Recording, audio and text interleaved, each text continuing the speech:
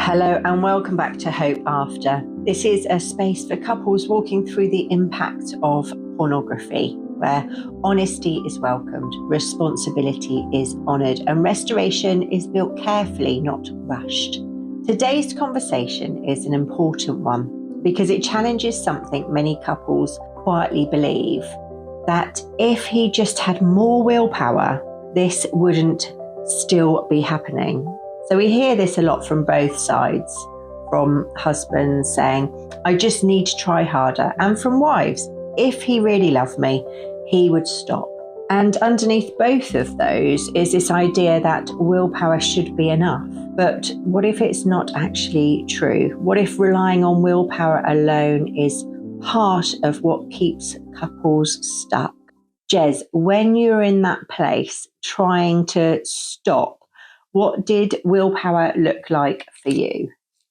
Yeah, well, I thought at that time, for me, willpower was the only way forward. I had to have willpower to get me through the difficult situation that we were facing. Yeah. So what did that look like? Like, you just believed that you could, because you saw how upset I was, that was going to be enough to give you the willpower.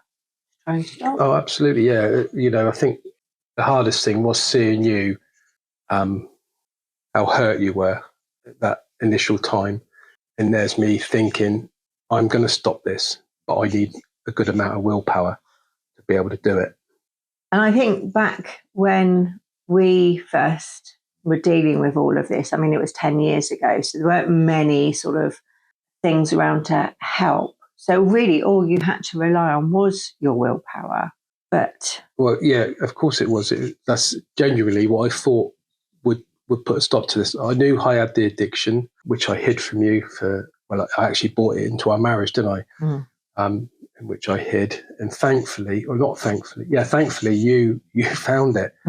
Because after that initial incident when you confronted me, I kind of felt a sense of relief. Yeah. As well. A huge amount of denial. Which you all remember very well. And I thought, this is when I can stop.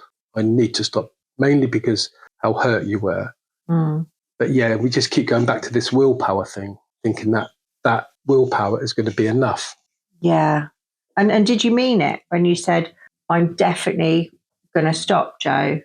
Yeah, of course I really meant that. Yeah. I really felt that. But, as we found out, trying to find something that would help us, or, some kind of, like there are nowadays, some podcasts and stuff, it's quite a bit more help out there. We didn't have any of that. No. So it was just down to us. Did you set any kind of rules? How did you make the willpower last for as long as it did? Because there were, obviously you relapsed, so the willpower ran out. Oh, absolutely. Willpower ran out. It's very difficult when you do have an addiction. And being found out, I thought that was going to be key to stopping, but it clearly wasn't. We tried a couple of things, but you kind of took over the management of it, didn't you? Which was a mistake, wasn't it? Well, yeah, because you said, I was lost. I just felt that that's it. Our marriage is over. We had 2 young children. We were getting on really well. Well, we were getting on well until this.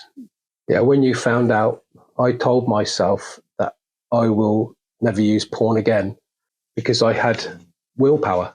Yeah, and I guess you meant it. Did you set internal rules? How did the willpower look for you? Did you sort of say, I'm definitely not going to look at it today? Or did you just think, no, that's it now forever? Or did you have sort of any internal sort of conversations going on in your head? Yeah, how did you I'm not really sure. I can't really remember what initially I felt like. I just felt like I just need to do what you wanted me to do. Yeah. And that would stop me from looking at it. We sort of looked at things. Yeah, we looked at a few things, didn't we? But which would ultimately help my addiction. But mainly was just relying on willpower for myself. Yeah, because I guess underneath it, nothing had changed. We hadn't done any of the deeper work, and you just ended up back in the same place. Can you remember how long it was before you relapsed again? I can't really remember, but I'd imagine it would have probably been a good few months, maybe half a year, because, I think I just relied on you so much to help me. Yeah.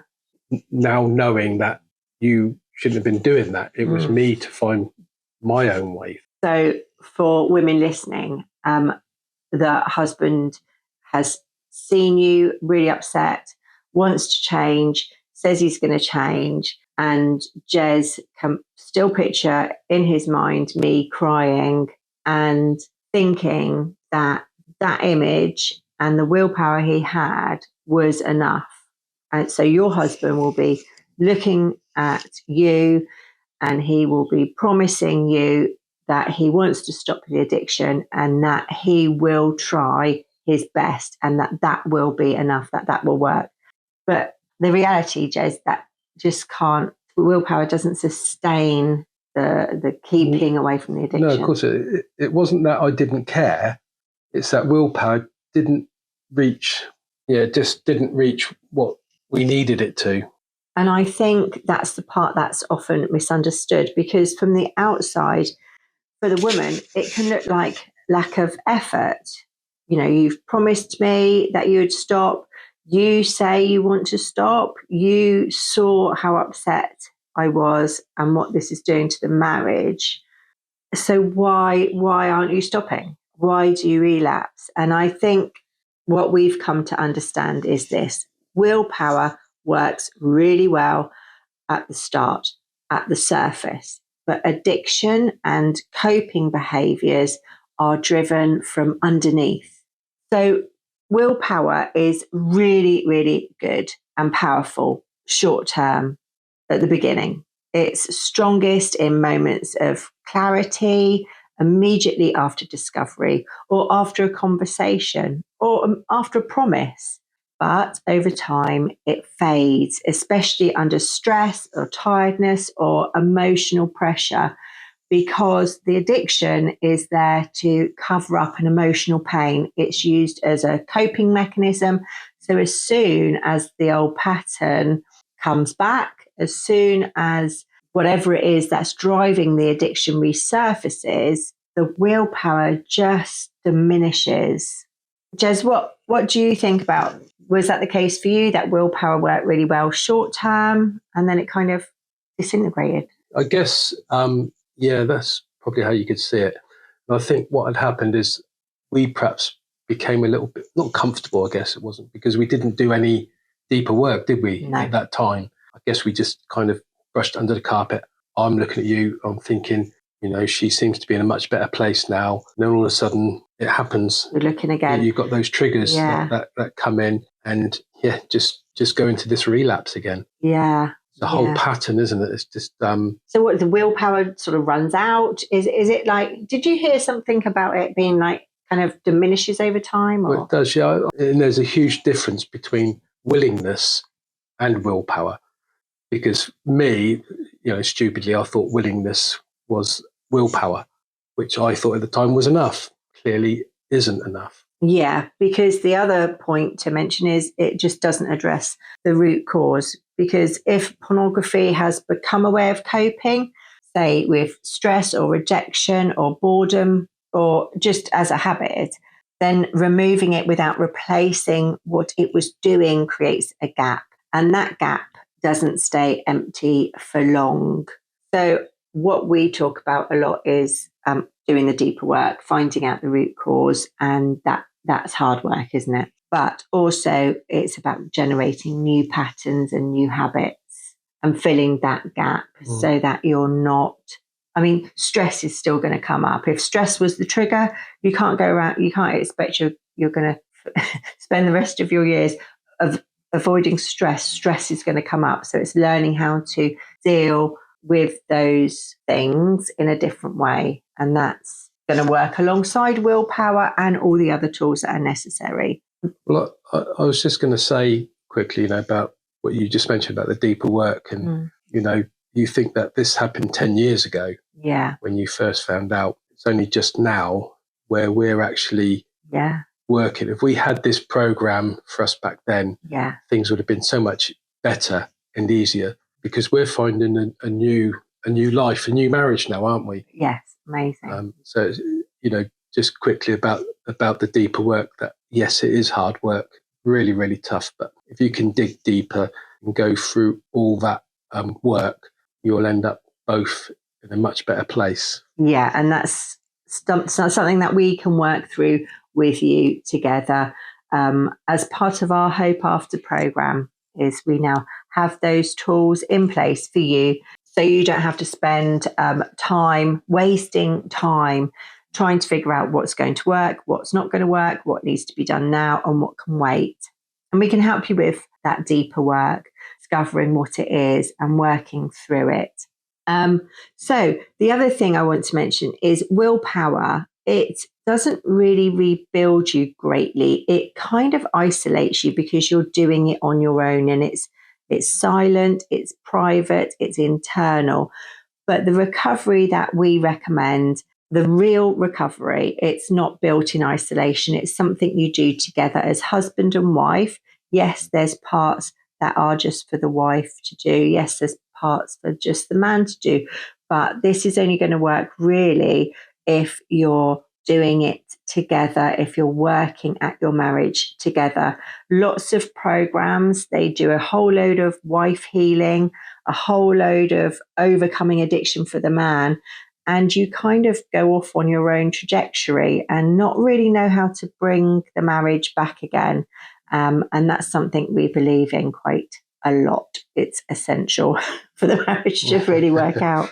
Yeah, I was just thinking there as well, because we sort of jumped a little bit ahead, and we was, talking about relapse. And I was thinking myself, because you sort of like run the house, all of our problems, my problems, the kids' problems, we all came to you and you would sort it. You would find a way of fixing it.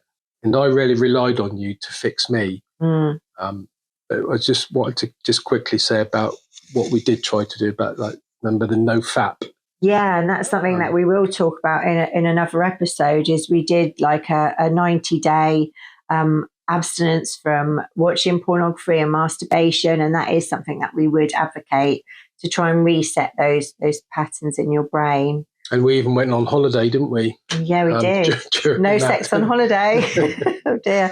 Yeah, it was all a bit sudden, and we didn't manage it very well in the right order, and we made lots of mistakes. But because there wasn't this deeper work that needed doing before any of that was there. Yeah, that's right. So you might not hear this often in a church setting, but it is important to understand that habits form through repeated pathways in the brain. The brain begins to associate certain triggers with relief, and over time, behaviour becomes less about choice and more about the learned response. So this doesn't remove responsibility, but it does explain why just stop and have more willpower is not a complete solution. So instead of asking, why can't you just stop? A more helpful question becomes, what is this behaviour doing for you, and what needs to change underneath it? And if you're listening together, you might pause here and gently explore for the man when you're most tempted. What are you usually feeling just before? And what does it give you in the moment? And for the woman, what do you assume it means about you? And what has this made you feel about your safety in the relationship? Now, these are just some of the questions that we will go through in more detail with you in the programme. But it's just a starting point for you to consider now whilst listening to the podcast. Explore these deeper issues. It's really important. Willpower alone is really not going to work. Jez, do you want to add anything here? Yeah, well, I think for me, I needed to understand myself more honestly. I needed to do this deeper work to find my true identity and actually where the root cause of my porn addiction came from and how it started. Yeah, and to go through all that emotional pain and all that unraveling and peeling it back. It is hard, but it is doable. And it is really, really important. For me, it was the only way forward to finding myself, who I actually was, telling me the truth, and sharing it with Joanne. Yeah, absolutely. And that's where it shifts, because it becomes all about honesty, accountability, emotional awareness, and rebuilding safety slowly, consistently. So if this conversation is resonating with you, if you're thinking, I've got enough willpower, I'm fine, don't be deceived. We want to gently point you towards our program. It's the Hope After Reset Pathway. It walks couples through stabilizing the ground after discovery, understanding what's really going on, and beginning to rebuild trust in a way that lasts. You can find it at hope-after.com. Willpower isn't useless, it's powerful, but it was never meant to carry this alone. It won't sustain your recovery. Real change happens when what's underneath is brought into the light and rebuilt carefully, truthfully, and together. Thank you for being here with us. If this episode helped you, you're welcome to share it with someone who might need this conversation too. And if you'd like us to be able to reach more couples in similar situations, please take a moment and rate or review the show. It's also the only way we know that this is serving you. Wherever you are in your journey, there is still a way forward.